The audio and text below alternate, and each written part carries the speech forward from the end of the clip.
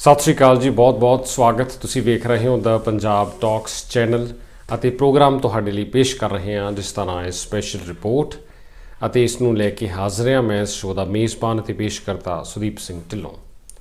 ਅੱਜ ਦੀ ਇਸ ਵਿਸ਼ੇਸ਼ ਰਿਪੋਰਟ ਦੇ ਤਾਜ਼ਾ ਅੰਕ ਨੂੰ ਤੁਸੀਂ ਹਮੇਸ਼ਾ ਦੀ ਤਰ੍ਹਾਂ ਦ ਪੰਜਾਬ ਟਾਕਸ ਚੈਨਲ ਦੇ ਵੱਖ-ਵੱਖ ਮਾਧਿਅਮ ਜ਼ਰੀਏ ਦੇਸ਼ਾਂ ਵਿਦੇਸ਼ਾਂ ਵਿੱਚ ਵੇਖ ਰਹੇ ਹੋ ਅਤੇ द पंजाब टॉक्स के फेसबुक पेज यूट्यूब चैनल और IPTV की ब्रॉडकास्ट जरिए एक गलबात तुहाडे तक पहुँच रही है। गलबात जिहदे विच अज दो विषयां संबंधी तुहानूं जानकारी दे रहे हैं। प्रमुख तौर ते इन्हां दो वड्डे बिल्कुल ताज़ा चलंत मामलों बारे तुहानूं जानकारी दे रहे हैं। देश विच CAA सिटीजन अमेंडमेंट एक्ट यानी कि नागरिकता सोध कानून नूं लैके जो हुण ताज़ा गल सामने आई है, जो नोटिफिकेशन जारी होया, एक तो इस दी चर्चा करांगे। इस वेले इसका नोटिफाई होना, उहदे की भाव निकलते हैं, लोक सभा चोणां तो पहलां इसका नोटिफाई होना की मायने रखता है, इहदे विच किहड़ियां गल्लां सामने आ रही ने उन्हां उत्ते चर्चा करांगे। जो इस दे नाल जुड़दे सवाल ने उन्हां दी भी गल करांगे। जो विरोधी पार्टियां इल्ज़ाम ला रही ने केंद्र सरकार उत्ते उन्हां दी भी गल करांगे। सो इस वेले CAA नागरिकता सोध कानून के संबंधी जो भी चर्चा चल रही है उसनों अज प्रमुख विषय वजों समझण की कोशिश करांगे। इस तो बाद गल डेरा सिरसा के मुखी गुरमीत राम रहीम की भी हुण हो रही है, क्योंकि डेरा मुखी नूं पंजाब अते हरियाणा हाई कोर्ट तो हुण ताज़ा राहत मिल गई है, काफ़ी वड्डी एक राहत मिल गई है। इस बारे भी गल करनी बनती है तो इस उत्ते झात पावांगे अज दे दूजे प्रमुख विषय वजों। सो इन्हां विषयां दी इस वेले जो ताज़ा जानकारी है उसनूं समझना बहुत ज़रूरी है तो उस वल आपां झात पा रहे हैं अज दी इस विशेष रिपोर्ट के बिल्कुल ताज़ा अंक विच। ते इस समुचे प्रोग्राम के नाल तुसी जुड़े रहो, समुचे समय दौरान जुड़े रहो और इसनूं लाइक और शेयर जरूर करो, होरनां दे नाल साझा भी करो और तुसी कॉमेंट्स राही भी अपनी गल अपने विचार लिख के साडे तक पहुँचते कर सकते हो। इन्हां विषयां बारे तुहाडा की मनना है, तुहाडा की सोचना है, तुसी अपने विचार साडे तक पहुँचते कर सकते हो। सो शुरू करते हैं प्रोग्राम विशेष रिपोर्ट का अज का यह ताज़ा अंक द पंजाब टॉक्स चैनल के राही। लोक सभा चोणां दिन ब दिन नेड़े आ रही हैं तो 2024 ये वाला साल जो शुरू होया 1 जनवरी उदों तो ही सियासी गहमा गहमी तेज़ हो गई, क्योंकि ये लोक सभा चोणां दा वरा है। हुण मार्च महीने के अध विच जाके जदों चोणां बिल्कुल नेड़े समझिया जांदियां ने तां केंद्र सरकार की तरफों, केंद्र में सरकार चला रही पार्टी भारतीय जनता पार्टी की तरफों एक वड्डा संकेत पिछले दिन ही दिता गया सी कि नागरिकता सोध कानून CAA जिहड़ा है सिटीजन अमेंडमेंट एक्ट उसनूं लागू किया जाएगा। तो हुण बकायदा इसका नोटिफिकेशन जारी हो गया है, यानी कि ये जो कानून आ ये नोटिफाई हो गया है, समझा जा रहा है कि अमल विच आना शुरू हो गया है। तुहानूं चेते करा दईए कि साल 2019 विच जदों मौजूदा सरकार का दूजा कार्यकाल लोक सभा चोणां तो बाद शुरू होया सी तां उदों ही इस कानून की गल होनी शुरू हो गई सी, इहदे उपर चर्चा चली सी, पार्लीमेंट विच इस उत्ते बहस भी हुई सी ते फिर ये कानून जिहड़ा आ सोध कानून जिहड़ा वो पास किया गया सी ते इस नूं लैके उदों भी काफ़ी सवाल उठे सन। हुण इस नूं नोटिफाई किया गया। इस कानून दीयां मद्दां की कहिंदियां ने उन्हां वल आउण तो पहलां एक चीज़ ये जाननी जरूरी है कि लोक सभा चोणां तो पहलां इसका नोटिफिकेशन जारी होया। हालांकि केंद्र में सरकार चला रही पार्टी भारतीय जनता पार्टी का लंबे अरसे तो यह कहना सी कि इसनूं नोटिफाई किया जाएगा, लोक सभा चोणां तो पहलां ही करन दा ऐलान किया गया सी, इस संबंधी संकेत आए सन। हुण नागरिकता सोध कानून CAA नागरिकता संबंधी गल करता है तो गुआढ़ दे 3 देशों बांग्लादेश, पाकिस्तान और अफगानिस्तान ਉੱਥੋਂ ਦੇ ਘੱਟ ਗਿਣਤੀ ਭਾਈਚਾਰਿਆਂ ਦੇ ਲੋਕਾਂ ਨੂੰ ਭਾਰਤ ਦੀ ਨਾਗਰਿਕਤਾ ਸਿਟੀਜ਼ਨਸ਼ਿਪ ਦਿੱਤੇ ਜਾਣ ਦਾ ਰਾਹ ਪੱਧਰਾ ਹੁੰਦਾ ਹੈ। 3 ਦੇਸ਼ ਬੰਗਲਾਦੇਸ਼, ਪਾਕਿਸਤਾਨ ਅਤੇ ਅਫਗਾਨਿਸਤਾਨ ਜੋ ਕਿ ਮੁਸਲਿਮ ਬਹੁ ਗਿਣਤੀ ਵਾਲੇ ਦੇਸ਼ ਨੇ, ਉੱਥੇ ਜਿਹੜੇ ਘੱਟ ਗਿਣਤੀ ਫਿਰਕੇ ਦੇ ਲੋਕ ਰਹਿੰਦੇ ਨੇ ਜੋ ਕਿਸੇ ਨਾ ਕਿਸੇ ਕਾਰਨ ਬਸ ਉੱਥੇ ਕਿਸੇ ਵਿਤਕਰੇ ਦਾ ਸਾਹਮਣਾ ਕਰ ਰਹੇ ਦੱਸੇ ਜਾਂਦੇ ਨੇ ਜਾਂ ਕੋਈ ਮੁਸ਼ਕਿਲ ਦਾ ਸਾਹਮਣਾ ਕਰਦੇ ਨੇ, ਉਹਨਾਂ ਨੂੰ ਭਾਰਤ ਦੀ ਨਾਗਰਿਕਤਾ ਮਿਲੇਗੀ ਇਸ ਐਕਟ ਜ਼ਰੀਏ। ਇਹ ਇੱਕ ਚੀਜ਼ ਦੱਸੀ ਗਈ ਹੈ। ਲੰਘੇ ਕੱਲ੍ਹ ਵੀ ਮੀਡੀਆ ਵਿੱਚ ਇਸ ਗੱਲ ਸੰਬੰਧੀ ਸਪਸ਼ਟਤਾ ਨਾਲ ਗੱਲ ਹੋਈ ਹੈ। ਹੁਣ ਇਹਨਾਂ 3 ਦੇਸ਼ਾਂ ਦੇ ਵਿੱਚ ਜਿਹੜੇ ਘੱਟ ਗਿਣਤੀ ਭਾਈਚਾਰੇ, ਜਿਨ੍ਹਾਂ ਵਿੱਚ ਪ੍ਰਮੁੱਖ ਤੌਰ 'ਤੇ ਹਿੰਦੂ ਭਾਈਚਾਰਾ, ਸਿੱਖ ਵਸੋਂ ਜਿਹੜੀ ਹੈ, ਉਸ ਦੇ ਨਾਲ ਨਾਲ ਪਾਰਸੀ, ਬੋਧੀ, ਜੈਨ ਭਾਈਚਾਰਾ, ਇਹਨਾਂ ਦੇ ਵੀ ਨਾਂ ਜਿਹੜੇ ਨੇ ਉਹ ਸ਼ਾਮਲ ਨੇ, ਜੋ ਉੱਥੇ ਘੱਟ ਗਿਣਤੀ ਵਰਗ ਨੇ, ਉਹਨਾਂ ਨੂੰ ਭਾਰਤ ਦੀ ਨਾਗਰਿਕਤਾ ਦਿੱਤੇ ਜਾਣ ਦਾ ਰਾਹ ਖੁੱਲ੍ਹਿਆ ਜਾਵੇਗਾ। ਅਤੇ ਸਾਲ 2014 ਤੋਂ ਪਹਿਲਾਂ ਦੀ ਇੱਕ ਜਿਹੜੀ ਹੈ ਵਿੱਚ ਸਮਾਂ ਹੱਦ ਵੀ ਜਿਹੜੀ ਆ ਉਹ ਮਿੱਥੀ ਗਈ ਹੈ ਇਸ ਸੰਬੰਧੀ। ਫਿਲਹਾਲ ਇਹਨਾਂ 3 ਦੇਸ਼ਾਂ ਦਾ ਜ਼ਿਕਰ ਆਉਂਦਾ ਹੈ ਅਤੇ ਇਸ ਜ਼ਰੀਏ ਆਪਾਂ ਪਿਛਲੇ ਸਮੇਂ ਦੌਰਾਨ ਵੀ ਵੇਖਦੇ ਰਹੇ ਕਿ ਬਹੁਤ ਸਾਰੇ ਸ਼ਰਨਾਰਥੀ ਅਫਗਾਨਿਸਤਾਨ ਤੋਂ ਉੱਧਰਲੇ ਗੜਬੜ ਵਾਲੇ ਇਲਾਕਿਆਂ 'ਚੋਂ ਭਾਰਤ ਆਉਂਦੇ ਰਹੇ ਨੇ ਸ਼ਰਨਾਰਥੀ ਦੇ ਤੌਰ 'ਤੇ। ਹੁਣ ਉਹ ਸ਼ਰਨਾਰਥੀਆਂ ਦੇ ਤੌਰ 'ਤੇ ਵੀ ਅਤੇ ਭਾਰਤ ਦੇ ਨਾਗਰਿਕ ਬਣਨ ਦੇ ਵੀ ਯੋਗ ਹੋਣਗੇ ਨਾਗਰਿਕਤਾ ਸੋਧ ਕਾਨੂੰਨ ਦੇ ਅਮਲ ਵਿੱਚ ਆਉਣ ਮਗਰੋਂ। ਹੁਣ ਕੇਂਦਰ ਸਰਕਾਰ ਵੱਲੋਂ ਕਿਹਾ ਇਹੀ ਗਿਆ ਕਿ ਜੋ ਮੁਸ਼ਕਿਲਾਂ ਦਾ ਸਾਹਮਣਾ ਕਰ ਰਹੇ ਲੋਕ ਨੇ, ਜੋ ਉਜਾੜੇ ਦਾ ਸਾਹਮਣਾ ਕਰ ਰਹੇ ਲੋਕ ਨੇ, ਉਹਨਾਂ ਨੂੰ ਰਹਿਣ ਦੇ ਲਈ ਘਰ ਮੁਹੱਈਆ ਕਰਵਾਇਆ ਜਾਵੇਗਾ। ਉਹਨਾਂ ਨੂੰ ਰਹਿਣ ਦੇ ਲਈ ਦੇਸ਼, ਆਪਣੀ ਜ਼ਮੀਨ, ਆਪਣੀ ਮਿੱਟੀ ਇਸ ਸਮੁੱਚੀ ਯੋਜਨਾ ਦੇ ਜ਼ਰੀਏ ਹਾਸਲ ਹੋ ਸਕੇਗੀ ਅਤੇ ਉਹਨਾਂ ਦੀ ਜ਼ਿੰਦਗੀ ਜਿਹੜੀ ਆ ਉਹ ਮੁਸ਼ਕਿਲਾਂ ਤੋਂ ਪਰੇ ਲਿਆਂਦੀ ਜਾ ਸਕੇਗੀ। ਇਹ ਮੁੱਖ ਮਨੋਰਥ ਦੱਸਿਆ ਗਿਆ।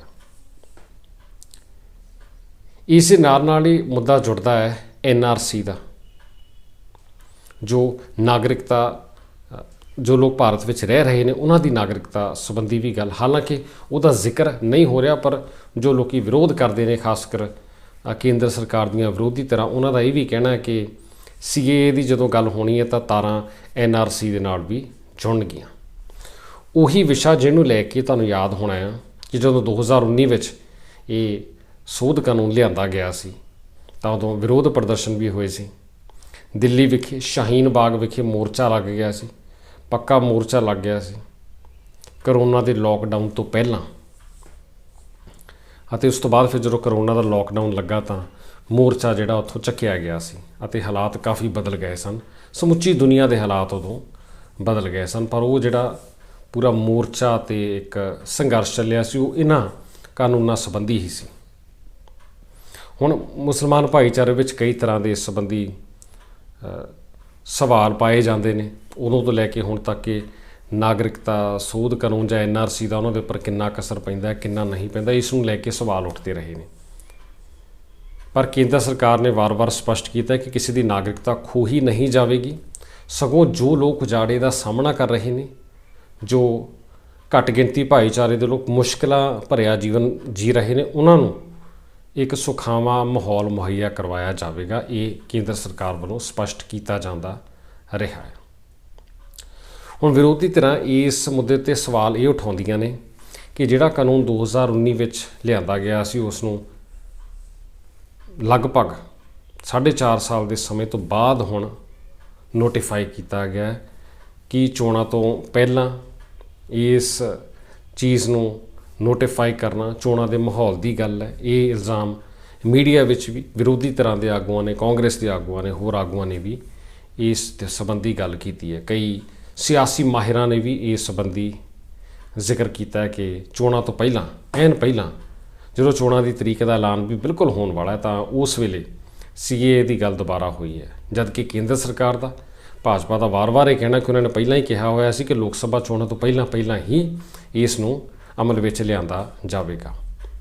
ਇਸ ਤੋਂ ਕੁਝ ਹਫ਼ਤੇ ਪਹਿਲਾਂ ਤੁਹਾਨੂੰ ਇਹ ਵੀ ਚੇਤੇ ਹੋਵੇਗਾ ਕਿ ਯੂਨੀਫਾਰਮ ਸਿਵਲ ਕੋਡ, ਯਾਨੀ ਕਿ ਇੱਕ ਸਮਾਨ ਆਚਾਰ ਸੰਹਿਤਾ ਜਿਹੜਾ, ਉਹਦੀ ਵੀ ਗੱਲ ਹੁੰਦੀ ਰਹੀ ਹੈ। ਉੱਤਰਾਖੰਡ ਦੇਸ਼ ਦਾ ਪਹਿਲਾ ਸੂਬਾ ਬਣਿਆ ਸੀ ਜਿੱਥੇ ਭਾਜਪਾ ਦੀ ਸਰਕਾਰ ਹੈ, ਜਿਸ ਨੇ ਯੂਨੀਫਾਰਮ ਸਿਵਲ ਕੋਡ ਨੂੰ ਮੁਕੰਮਲ ਰੂਪ ਵਿੱਚ ਲਾਗੂ ਕੀਤਾ ਸੀ। ਅਤੇ ਹੁਣ ਇਸੇ ਤਰ੍ਹਾਂ CAA ਨੂੰ ਵੀ ਨੋਟੀਫਾਈ ਕਰ ਦਿੱਤਾ ਗਿਆ, ਬਕਾਇਦਾ ਇਸ ਦਾ ਨੋਟੀਫਿਕੇਸ਼ਨ ਜਾਰੀ ਹੋ ਗਿਆ ਅਤੇ ਨੋਟੀਫਿਕੇਸ਼ਨ ਜਾਰੀ ਹੋਣ ਦੇ ਨਾਲ ਹੀ ਇਸ ਨੂੰ ਇੱਕ ਤਰੀਕੇ ਨਾਲ ਲਾਗੂ ਹੋਇਆ ਜਾਂ ਅਮਲ ਵਿੱਚ ਆਇਆ ਹੋਇਆ ਵੀ ਮੰਨਿਆ ਜਾ ਸਕਦਾ ਹੈ। ਹੁਣ ਲੋਕ ਸਭਾ ਚੋਣਾਂ ਬਿਲਕੁਲ ਨੇੜੇ ਨੇ ਅਤੇ ਚੋਣਾਂ ਤੋਂ ਪਹਿਲਾਂ ਸਿਆਸੀ ਪਾਰਟੀਆਂ ਵੱਲੋਂ ਵੱਖ-ਵੱਖ ਤਰ੍ਹਾਂ ਦੇ ਐਲਾਨ ਵੀ ਹੋ ਰਹੇ ਨੇ, ਉਮੀਦਵਾਰਾਂ ਦੇ ਨਾਵਾਂ ਦੇ ਐਲਾਨ ਹੋ ਰਹੇ ਨੇ, ਸੂਚੀਆਂ ਬਣਨ ਲੱਗ ਪਈਆਂ ਨੇ, ਗੱਠਜੋੜ ਵੀ ਬਣ ਰਹੇ ਨੇ। ਦੱਖਣੀ ਭਾਰਤ ਵਿੱਚ ਆਪਾਂ ਵੇਖ ਚੁੱਕੇ ਹਾਂ, ਆਂਧਰਾ ਪ੍ਰਦੇਸ਼ ਦੀ ਗੱਲ ਹੋਵੇ ਜਾਂ ਤਾਮਿਲਨਾਡੂ ਦੀ, ਵੱਖ-ਵੱਖ ਸਿਆਸੀ ਧਿਰਾਂ ਆਪੋ ਆਪਣੇ ਸਾਥੀ ਨੂੰ ਪਛਾਣ ਰਹੀਆਂ ਨੇ, ਮਿਲ ਕੇ ਅੱਗੇ ਤੁਰਨ ਉੱਤੇ ਰਣਨੀਤੀ ਉੱਪਰ ਗੌਰ ਹੋ ਰਿਹਾ ਹੈ। ਅਤੇ ਇਸ ਦਰਮਿਆਨ ਹੁਣ CAA ਦਾ ਮੁੱਦਾ ਵੀ ਚਰਚਾ ਵਿੱਚ ਆ ਗਿਆ। ਵਿਰੋਧੀ ਧਿਰਾਂ ਦਾ ਇਹ ਵੀ ਇਲਜ਼ਾਮ ਹੈ ਕਿ ਲੋਕ ਸਭਾ ਚੋਣਾਂ ਤੋਂ ਪਹਿਲਾਂ ਲਾਗੂ ਕਰਨਾ ਸਿਆਸੀ ਤੌਰ 'ਤੇ ਵੀ ਇਸ ਦਾ ਮੰਤਵ ਹੋ ਸਕਦਾ ਹੈ। ਅਤੇ ਇਸ ਤਰੀਕੇ ਨਾਲ ਇਸ ਮੁੱਦੇ ਨੂੰ ਲੈ ਕੇ ਕਾਫੀ ਚਰਚਾ ਹੋ ਰਹੀ ਹੈ, ਕਾਫੀ ਸਵਾਲ ਵੀ ਹੋ ਰਹੇ ਨੇ। 2019 ਵਿੱਚ ਜਦੋਂ ਦਾ ਇਹ ਸੋਧ ਕਾਨੂੰਨ ਚਰਚਾ ਵਿੱਚ ਆਇਆ, ਉਦੋਂ ਤੋਂ ਲਗਾਤਾਰ ਇਸ ਦੇ ਉੱਪਰ ਬਹਿਸ ਵੀ ਹੁੰਦੀ ਰਹੀ ਹੈ, ਚਰਚਾ ਵੀ ਹੁੰਦੀ ਰਹੀ ਹੈ, ਸਵਾਲ ਜਵਾਬ ਦਾ ਸਿਲਸਿਲਾ ਚੱਲਦਾ ਹੀ ਰਿਹਾ ਅਤੇ ਹੁਣ ਇੱਕ ਵਾਰ ਫਿਰ ਇਸ ਮੁੱਦੇ ਦੀ ਗੱਲ ਹੋਣ ਲੱਗ ਪਈ ਹੈ। ਉਸ ਸੋਧ ਕਾਨੂੰਨ ਦੀ ਜਿਹੜਾ ਲਾਗਲੇ 3 ਦੇਸ਼ਾਂ ਵਿੱਚ ਮੁਸ਼ਕਿਲਾਂ ਦਾ ਸਾਹਮਣਾ ਕਰ ਰਹੇ ਲੋਕਾਂ ਨੂੰ ਭਾਰਤ ਦੀ ਨਾਗਰਿਕਤਾ ਦੇਣ ਦਾ ਰਾਹ ਖੋਲ੍ਹੇਗਾ। ਆਉਣ ਵਾਲੇ ਸਮੇਂ ਵਿੱਚ ਹੁਣ CAA ਸੰਬੰਧੀ ਕਿਹੋ ਜਿਹੀ ਗੱਲ ਸਾਹਮਣੇ ਆਉਂਦੀ ਹੈ ਕਿ ਬਾਕੀ ਬਾਹਰਲੇ ਦੇਸ਼ਾਂ ਦੇ ਨਾਗਰਿਕਾਂ ਦਾ ਭਾਰਤ ਵਿੱਚ ਵਾਸਾ ਕਿਸ ਢੰਗ ਨਾਲ ਹੁੰਦਾ, ਕਿ ਆਉਣ ਵਾਲੇ ਸਮੇਂ ਦੌਰਾਨ ਹੋਰਨਾਂ ਲਾਗਲੇ ਦੇਸ਼ਾਂ ਵਿੱਚ ਵੀ CAA ਦਾ ਦਾਇਰਾ ਵਧੇਗਾ, ਇਹ ਵੀ ਇੱਕ ਵੇਖਣ ਵਾਲੀ ਚੀਜ਼ ਹੋਵੇਗੀ। ਪਰ ਫਿਲਹਾਲ ਸਿਆਸੀ ਇਸ ਮੰਚ 'ਤੇ ਇੱਕ ਵਾਰ ਫਿਰ ਇਸ ਮੁੱਦੇ ਦੀ ਵਾਪਸੀ ਹੋਈ ਹੈ। CAA ਦੀ ਚਰਚਾ ਹੋਣੀ ਸ਼ੁਰੂ ਹੋ ਗਈ ਹੈ, ਨਾਗਰਿਕਤਾ ਸੋਧ ਕਾਨੂੰਨ ਦੀ ਚਰਚਾ ਇੱਕ ਵਾਰ ਫਿਰ ਹੋਣੀ ਸ਼ੁਰੂ ਹੋ ਗਈ ਹੈ ਅਤੇ ਚੋਣਾਂ ਦਾ ਹੁਣ ਜੋ ਮਾਹੌਲ ਹੈ ਇਸ ਵੇਲੇ ਬਣ ਰਿਹਾ ਹੈ, ਉਸ ਵਿੱਚ ਵੀ ਇਸ ਮੁੱਦੇ ਦੀ ਚਰਚਾ ਚੱਲਦੀ ਰਹਿਣ ਦੀ ਸੰਭਾਵਨਾ ਹੈ। ਅਤੇ ਇਸ ਦੇ ਨਾਲ ਜਦੋਂ ਆਪਾਂ ਗੱਲ ਚੋਣਾਂ ਦੇ ਮਾਹੌਲ ਦੀ ਕਰਦੇ ਹਾਂ ਤਾਂ ਦੇਸ਼ ਦਾ ਜਿਹੜਾ ਚੋਣ ਕਮਿਸ਼ਨ ਹੈ, ਉਹਦੇ ਇਲੈਕਸ਼ਨ ਕਮਿਸ਼ਨਰ ਅਰੁਣ ਗੋਇਲ ਵੱਲੋਂ ਪਿਛਲੇ ਦਿਨੀ ਜੋ ਅਸਤੀਫਾ ਦਿੱਤਾ ਗਿਆ, ਉਸ ਦੀ ਵੀ ਕਾਫੀ ਚਰਚਾ ਹੋ ਰਹੀ ਹੈ, ਕਿਉਂਕਿ ਚੋਣਾਂ ਦੇ ਅਮਲ ਤੋਂ ਪਹਿਲਾਂ ਅਰੁਣ ਗੋਇਲ ਦਾ ਅਸਤੀਫਾ ਇਸੇ ਕਰਕੇ ਚਰਚਾ ਦਾ ਵਿਸ਼ਾ ਬਣਿਆ। ਅਤੇ ਉਸ ਤੋਂ ਪਹਿਲਾਂ ਫਰਵਰੀ ਮਹੀਨੇ ਵੀ ਇੱਕ ਹੋਰ ਇਲੈਕਸ਼ਨ ਕਮਿਸ਼ਨਰ ਨੇ ਆਪਣੇ ਅਹੁਦੇ ਤੋਂ ਅਸਤੀਫਾ ਦਿੱਤਾ ਸੀ। ਸੋ ਲਗਾਤਾਰ ਆਪਾਂ ਕਹਿ ਸਕਦੇ ਕਿ 2 ਅਸਤੀਫੇ ਜਿਹੜੇ ਨੇ ਇਹ ਪਿਛਲੇ ਦਿਨਾਂ ਦੌਰਾਨ ਸਾਹਮਣੇ ਆਏ ਨੇ ਅਤੇ ਚੋਣਾਂ ਦੇ ਮਾਹੌਲ ਤੋਂ, ਲੋਕ ਸਭਾ ਚੋਣਾਂ ਦੇ ਮਾਹੌਲ ਤੋਂ ਪਹਿਲਾਂ ਇਹਨਾਂ ਅਸਤੀਫਿਆਂ ਦਾ ਆਉਣਾ ਵੀ ਕਾਫੀ ਇੱਕ ਵੱਡੀ ਕਾਰਵਾਈ ਵਜੋਂ ਵੇਖਿਆ ਗਿਆ। ਉਸ ਸਮੇਂ ਜਦੋਂ ਚੋਣ ਕਮਿਸ਼ਨ ਵੱਲੋਂ ਵੱਖ-ਵੱਖ ਸੂਬਿਆਂ ਦੇ ਦੌਰੇ ਕੀਤੇ ਜਾ ਰਹੇ ਨੇ, ਚੋਣਾਂ ਤੋਂ ਪਹਿਲਾਂ ਦੇ ਹਾਲਾਤ ਦਾ ਜਾਇਜ਼ਾ ਲਿਆ ਜਾ ਰਿਹਾ ਹੈ। ਪੰਜਾਬ ਵਿੱਚ ਵੀ ਪਿਛਲੇ ਦਿਨੀ 25 ਕੰਪਨੀਆਂ ਜਿਹੜੀਆਂ ਨੀਮ ਫੌਜੀ ਵੱਲੋਂ ਦੀਆਂ ਭੇਜੀਆਂ ਗਈਆਂ, ਚੋਣਾਂ ਦੇ ਮਾਹੌਲ ਨੂੰ ਵੇਖਦਿਆਂ, ਚੋਣਾਂ ਸੁਰੱਖਿਅਤ ਨਿਰਪੱਖ ਢੰਗ ਨਾਲ ਕਰਾਉਣ ਦੀ ਇੱਕ ਕਵਾਇਦ ਨੂੰ ਵੇਖਦੇ ਹੋਏ ਇਸ ਵੇਲੇ ਤਿਆਰੀਆਂ ਚੱਲ ਰਹੀਆਂ ਨੇ। ਤਾਂ ਠੀਕ ਉਸ ਸਮੇਂ ਇਲੈਕਸ਼ਨ ਕਮਿਸ਼ਨਰ ਦਾ ਅਸਤੀਫਾ ਵੀ ਕਾਫੀ ਚਰਚਾ ਦਾ ਵਿਸ਼ਾ ਬਣਿਆ ਰਿਹਾ ਅਤੇ ਇਹ ਅਸਤੀਫਾ ਨਾਲੋਂ ਨਾਲ ਪ੍ਰਵਾਨ ਵੀ ਹੋ ਗਿਆ ਸੀ। ਰਾਸ਼ਟਰਪਤੀ ਦ੍ਰੌਪਦੀ ਮੁਰਮੂ ਵੱਲੋਂ 9 ਮਾਰਚ ਦੀ ਤਰੀਕ ਨੂੰ ਹੀ ਇਸ ਨੂੰ ਮਨਜ਼ੂਰ ਕਰ ਲਿਆ ਗਿਆ ਸੀ। ਸੋ ਇਹ ਵੀ ਇੱਕ ਵਿਸ਼ਾ ਇਸ ਵੇਲੇ ਦੇ ਮਾਹੌਲ ਨਾਲ ਜੁੜਦਾ ਚਰਚਾ ਦਾ ਵਿਸ਼ਾ ਬਣਿਆ ਰਿਹਾ ਪਿਛਲੇ ਦਿਨਾਂ ਦੌਰਾਨ। ਪਰ ਜ਼ਿਆਦਾ ਚਰਚਾ ਇਸ ਵੇਲੇ ਨਾਗਰਿਕਤਾ ਸੋਧ ਕਾਨੂੰਨ ਦੀ ਚੱਲ ਰਹੀ ਹੈ, ਜੋ ਇਸ ਵੇਲੇ ਲਾਗੂ ਹੋ ਗਿਆ। ਅਤੇ ਇਸ 'ਤੇ ਲਾਗੂ ਹੋਣ ਦੇ ਨਾਲ ਜੁੜਦਾ ਇੱਕ ਤੱਥ ਇਹ ਵੀ ਹੈ ਕਿ ਗੁਆਂਢੀ ਦੇਸ਼ਾਂ ਪਾਕਿਸਤਾਨ, ਅਫਗਾਨਿਸਤਾਨ ਅਤੇ ਬੰਗਲਾਦੇਸ਼ ਵਿੱਚ ਰਹਿ ਰਹੇ ਗੈਰ ਮੁਸਲਿਮ ਘੱਟ ਗਿਣਤੀ ਫਿਰਕੇ ਦੇ ਸ਼ਰਨਾਰਥੀਆਂ ਦੇ ਲਈ ਜਾਂ ਉੱਥੇ ਰਹਿ ਰਹੇ ਘੱਟ ਗਿਣਤੀ ਭਾਈਚਾਰੇ ਦੇ ਲੋਕਾਂ ਲਈ ਭਾਰਤ ਦੀ ਨਾਗਰਿਕਤਾ ਦਾ ਰਾਹ ਖੁੱਲ੍ਹਿਆ ਹੈ। ਅਤੇ ਤੁਹਾਨੂੰ ਇਹ ਵੀ ਦੱਸ ਦਈਏ ਕਿ ਭਾਰਤ ਦੀ ਨਾਗਰਿਕਤਾ ਹਾਸਲ ਕਰਨ ਲਈ ਕਾਨੂੰਨ ਮੁਤਾਬਕ ਦੇਸ਼ ਵਿੱਚ 11 ਸਾਲ ਤੱਕ ਰਹਿਣਾ ਲਾਜ਼ਮੀ ਹੁੰਦਾ ਹੈ। ਪਰ ਇਹ CAA ਦੇ ਲਾਗੂ ਹੋਣ ਤੋਂ ਬਾਅਦ ਇਹਨਾਂ 3 ਦੇਸ਼ਾਂ ਵਿੱਚੋਂ ਆਉਣ ਵਾਲੇ ਗੈਰ ਮੁਸਲਿਮ ਸ਼ਰਨਾਰਥੀਆਂ ਦੇ ਲਈ, ਯਾਨੀ ਕਿ ਹਿੰਦੂ, ਸਿੱਖ, ਬੋਧੀ, ਜੈਨੀ, ਪਾਰਸੀ ਅਤੇ ਈਸਾਈ ਭਾਈਚਾਰੇ ਨਾਲ ਸੰਬੰਧਿਤ ਲੋਕਾਂ ਲਈ ਭਾਰਤ ਵਿੱਚ ਰਹਿਣ ਲਈ 11 ਸਾਲ ਵਾਲੀ ਸ਼ਰਤ ਨਹੀਂ ਹੋਵੇਗੀ, ਸਗੋਂ 6 ਸਾਲ ਦੀ ਸ਼ਰਤ ਹੋਵੇਗੀ। 6 ਸਾਲ ਤੱਕ ਰਹਿਣ ਮਗਰੋਂ ਉਹ ਭਾਰਤ ਦੀ ਨਾਗਰਿਕਤਾ ਹਾਸਲ ਕਰ ਸਕਣਗੇ। ਜਦਕਿ ਬਾਕੀ ਦੇਸ਼ਾਂ ਵਿੱਚੋਂ ਆਉਣ ਵਾਲੇ ਸ਼ਰਨਾਰਥੀਆਂ ਜਾਂ ਲੋਕਾਂ ਦੇ ਲਈ ਉਹੀ 11 ਸਾਲ ਵਾਲੀ ਸ਼ਰਤ ਜਿਹੜੀ ਆ ਲਾਗੂ ਰਹੇਗੀ। ਸੋ ਇਸ ਦੇ ਨਾਲ ਇਹਨਾਂ 3 ਦੇਸ਼ਾਂ ਵਿੱਚ ਆਉਣ ਵਾਲੇ ਲੋਕਾਂ ਲਈ ਨਾਗਰਿਕਤਾ ਹਾਸਲ ਕਰਨ ਲਈ ਇੱਕ ਵੱਖਰੇ ਢੰਗ ਦਾ ਪ੍ਰਬੰਧ ਸਾਹਮਣੇ ਆਉਂਦਾ ਹੈ ਅਤੇ ਸ਼ੁਰੂਆਤੀ ਜੋ ਅੰਦਾਜ਼ੇ ਸਾਹਮਣੇ ਆਉਂਦੇ ਨੇ ਉਹਨਾਂ ਮੁਤਾਬਕ ਤਕਰੀਬਨ 31,000 ਲੋਕਾਂ ਨੂੰ ਭਾਰਤ ਦੀ ਨਾਗਰਿਕਤਾ ਮਿਲ ਸਕੇਗੀ, ਜਿਨ੍ਹਾਂ ਵਿੱਚ ਸਿੱਖ ਵਸੋਂ ਦੀ ਜੇਕਰ ਆਪਾਂ ਗੱਲ ਕਰੀਏ ਤਾਂ 5800 ਤੋਂ ਵਧੇਰੇ ਸਿੱਖਾਂ ਨੂੰ ਵੀ ਭਾਰਤ ਦੀ ਨਾਗਰਿਕਤਾ ਮਿਲ ਸਕੇਗੀ ਇਸ ਨਵੇਂ ਪ੍ਰਬੰਧ ਜ਼ਰੀਏ। ਸੋ ਇਹ ਸੀ ਗੱਲ CAA ਦੀ ਜੋ ਹੁਣ ਤਾਜ਼ਾ ਤੌਰ 'ਤੇ ਚਰਚਾ ਵਿੱਚ ਆਇਆ। ਕਾਫੀ ਕੁਝ ਆਉਂਦੇ ਦਿਨਾਂ ਦੌਰਾਨ ਵੀ CAA ਸੰਬੰਧੀ ਸਾਹਮਣੇ ਆਵੇਗਾ। ਇਸ ਤੋਂ ਬਾਅਦ ਹੁਣ ਗੱਲ ਕਰਦੇ ਹਾਂ ਡੇਰਾ ਸਿਰਸਾ ਦੇ ਮੁਖੀ ਗੁਰਮੀਤ ਰਾਮ ਰਹੀਮ ਦੀ, ਜਿਸ ਨੂੰ ਕਿ ਪੈਰੋਲ ਤਾਂ ਲਗਾਤਾਰ ਮਿਲਦੀ ਰਹਿੰਦੀ ਹੈ, ਫਰਲੋ ਮਿਲਦੀ ਰਹਿੰਦੀ ਹੈ, ਜੇਲ੍ਹ ਤੋਂ ਬਾਹਰ ਆਉਣ ਦਾ ਅਕਸਰ ਮੌਕਾ ਮਿਲਦਾ ਰਹਿੰਦਾ ਹੈ।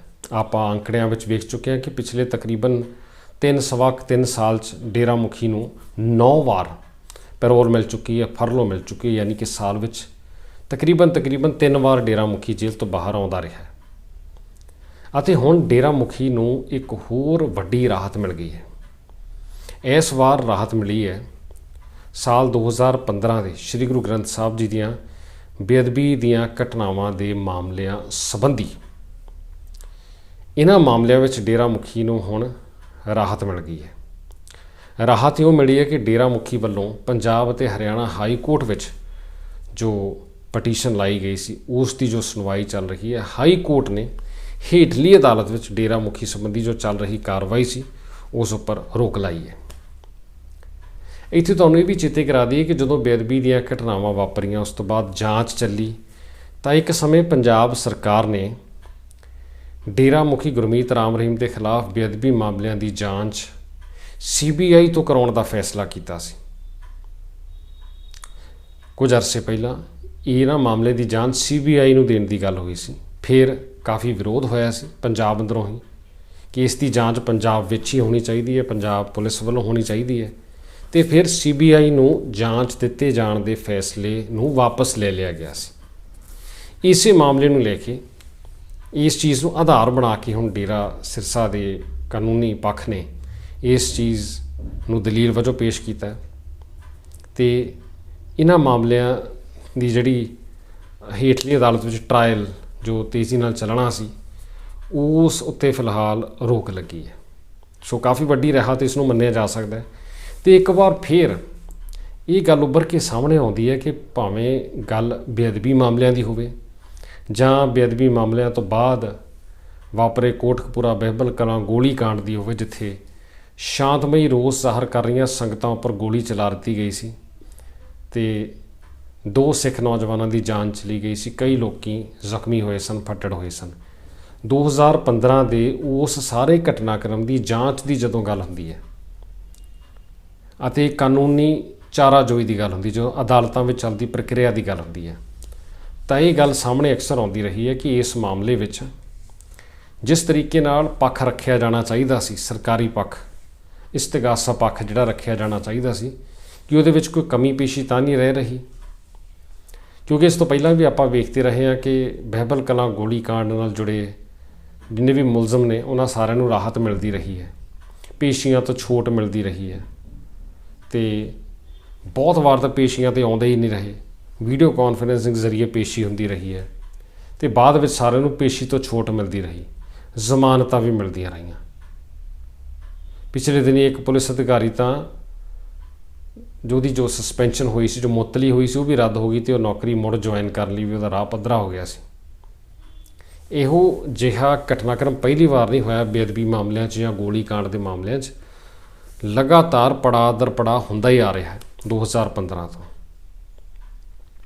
ਤੁਸੀਂ ਇੱਕ ਗੱਲ ਨੂੰ ਧਿਆਨ ਨਾਲ ਵੇਖੋ, ਵਿਚਾਰੋ।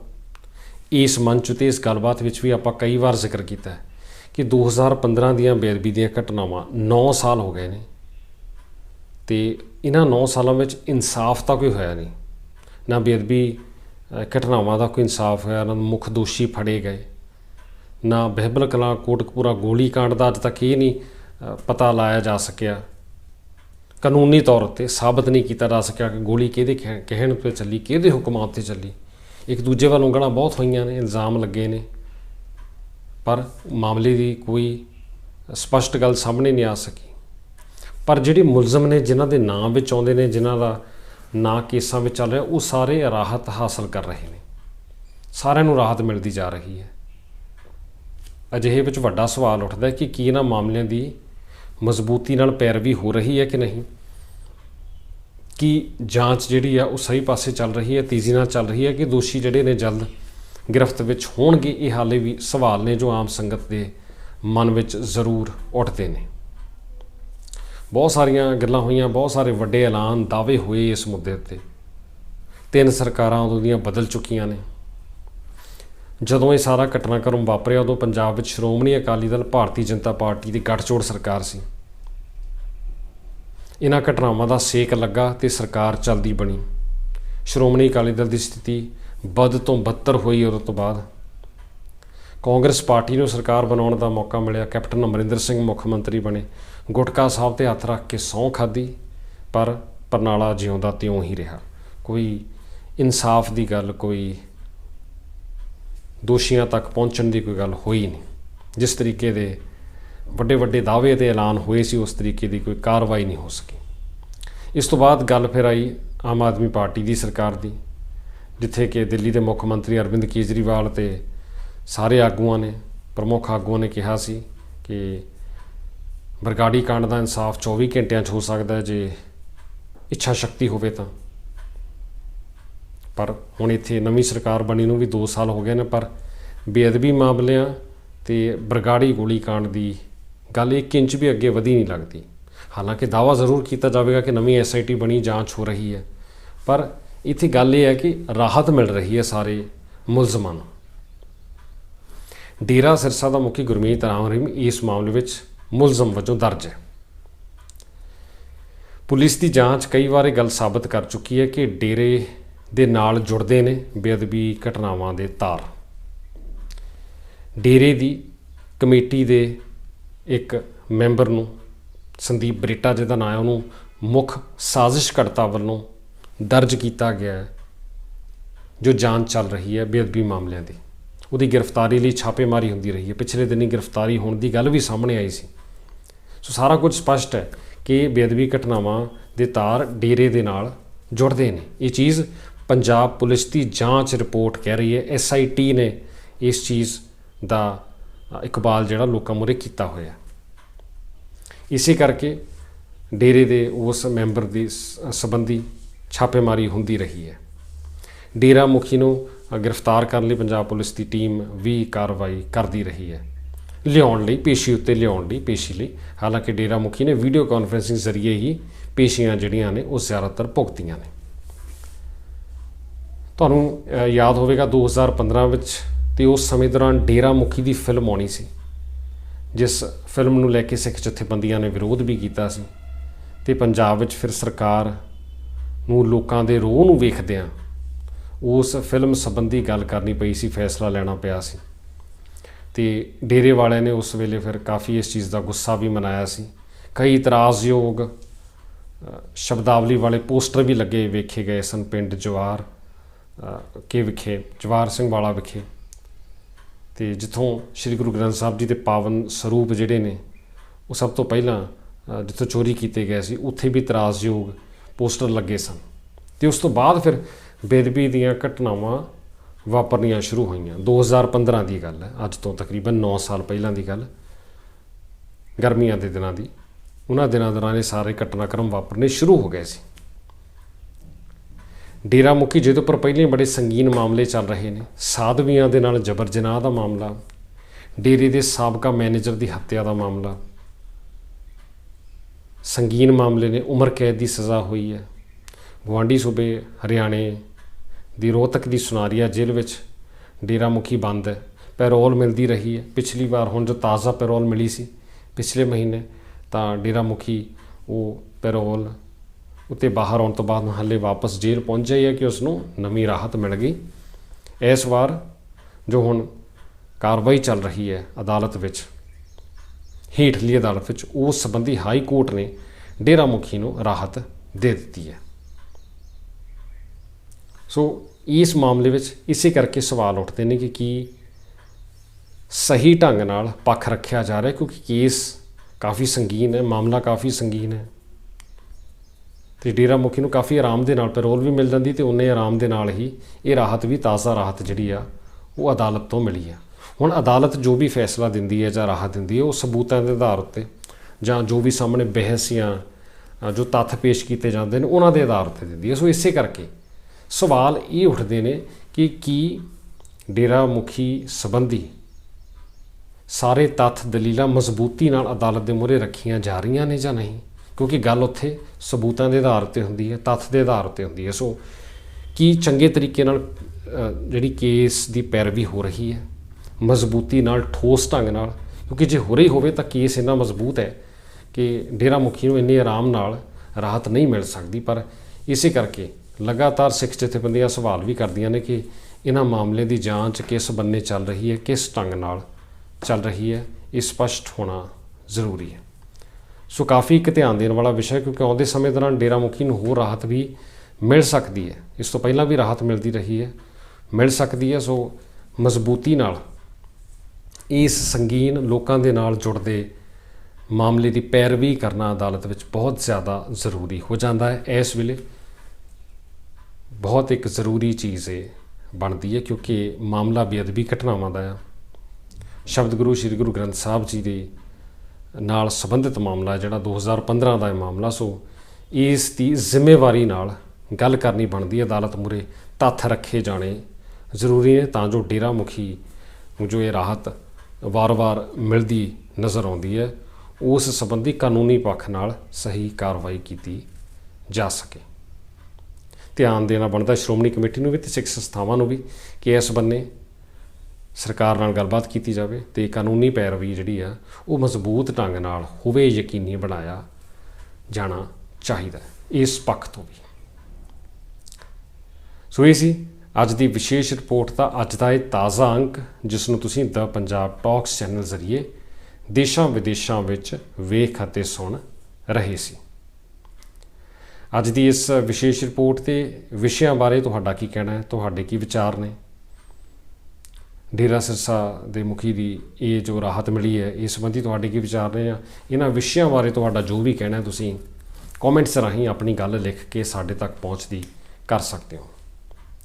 ਅੱਜ ਦੀ ਸਮੁੱਚੀ ਗੱਲਬਾਤ ਨਾਲ ਤੁਸੀਂ ਜੁੜੇ ਆਪ ਸਭ ਦਾ ਬਹੁਤ ਬਹੁਤ ਧੰਨਵਾਦ। ਦ ਪੰਜਾਬ ਟਾਕਸ ਚੈਨਲ ਦੇ ਵੱਖ-ਵੱਖ ਮਾਧਿਅਮ ਜ਼ਰੀਏ ਫੇਸਬੁੱਕ ਪੇਜ, YouTube ਚੈਨਲ ਅਤੇ IPTV ਜ਼ਰੀਏ ਜੁੜੇ ਸਾਰੇ ਹੀ ਦਰਸ਼ਕਾਂ ਦਾ ਧੰਨਵਾਦ ਕਰਦੇ ਹਾਂ ਅਤੇ ਇਸੇ ਤਰ੍ਹਾਂ ਹੋਰ ਵੀ ਤਾਜ਼ਾ ਤਰੀਨ ਪ੍ਰੋਗਰਾਮਾਂ ਲਈ, ਜਾਣਕਾਰੀ ਭਰਪੂਰ ਅਪਡੇਟਸ ਲਈ ਤੁਸੀਂ ਲਗਾਤਾਰ ਵੇਖਦੇ ਰਹੋ ਦ ਪੰਜਾਬ ਟਾਕਸ। ਵਧੇਰੇ ਜਾਣਕਾਰੀ ਲਈ ਦ ਪੰਜਾਬ ਟਾਕਸ ਦੇ ਫੇਸਬੁੱਕ ਪੇਜ ਨੂੰ ਲਾਈਕ ਅਤੇ ਫੋਲੋ, YouTube ਚੈਨਲ ਨੂੰ ਸਬਸਕ੍ਰਾਈਬ ਜ਼ਰੂਰ ਕਰ ਲਵੋ ਅਤੇ IPTV ਉੱਤੇ ਵੀ ਤੁਸੀਂ ਇਸੇ ਤਰ੍ਹਾਂ ਦ ਪੰਜਾਬ ਟਾਕਸ ਦੇ ਪ੍ਰੋਗਰਾਮਾਂ ਦਾ ਆਨੰਦ ਲੈ ਸਕਦੇ ਹੋ। ਇਸੇ ਤਰ੍ਹਾਂ ਕੁਝ ਹੋਰ ਨਵੇਂ ਵਿਸ਼ੇ, ਨਵੀਆਂ ਜਾਣਕਾਰੀਆਂ ਲੈ ਕੇ ਨਵੇਂ ਅੰਕ ਵਿੱਚ ਇੱਕ ਵਾਰ ਫੇਰ ਤੁਹਾਡੇ ਸਾਹਮਣੇ ਹਾਜ਼ਰ ਹੋਵਾਂਗੇ। ਤਦ ਤੱਕ ਲਈ ਤੁਹਾਡੇ ਕੋਲੋਂ ਇਜਾਜ਼ਤ ਲੈ ਰਹੇ ਹਾਂ। ਤੁਸੀਂ ਵੇਖਦੇ ਰਹੋ ਦ ਪੰਜਾਬ ਟਾਕਸ। ਬਹੁਤ ਬਹੁਤ ਧੰਨਵਾਦ।